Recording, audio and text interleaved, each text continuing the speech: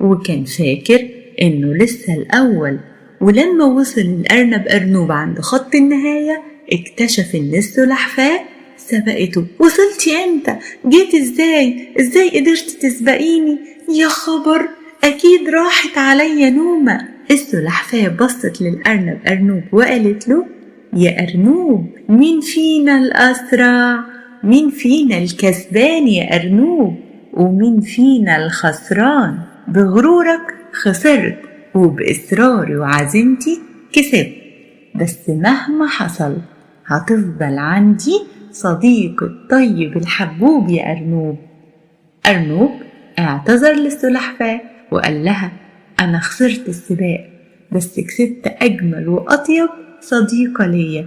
عمري ما هسخر منك تاني، ولا هتريق عليكي أو على أي حد. حبايبي الحلوين،